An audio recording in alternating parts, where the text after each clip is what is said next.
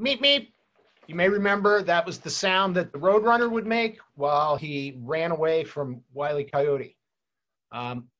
What do Wile Coyote and the Roadrunner have to do with trademarks? I'm Mike Steger. I'm a trademark and copyright attorney, and we're going to talk about some Looney Tunes today. So you may remember from those cartoons that in every episode, something had to do with the Acme Corporation. What was the Acme Corporation? Well, it was a conglomerate that sold every product under the sun.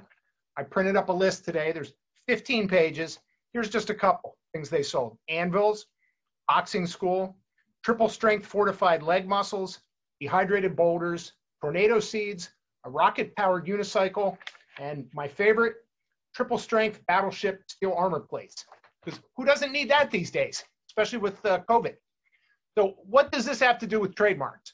Well, if you want to get a trademark for your goods or services, you have to have a good faith intent to use the trademark with those goods or services, or already be selling them with the goods and services. Now, Acme probably could have gotten a trademark for everything under the sun because they sold everything.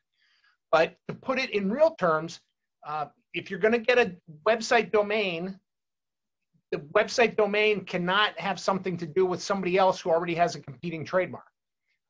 For example, and the same thing applies to actual trademarks.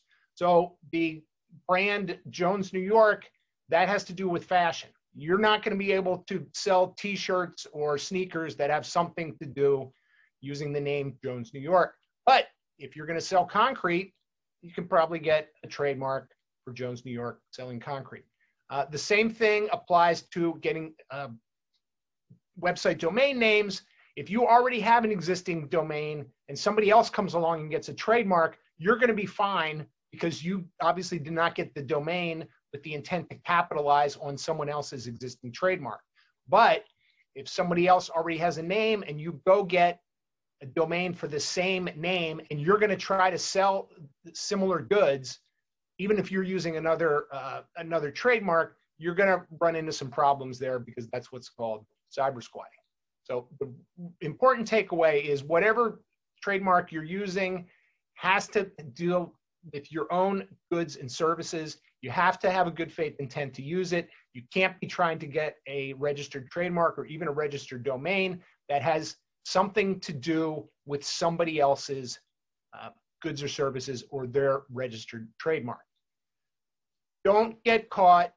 Don't get hit on the head with an anvil while you're trying to get your trademark. I'm Mike Steger. I'm a trademark and copyright attorney. If you have any questions, please give me a call.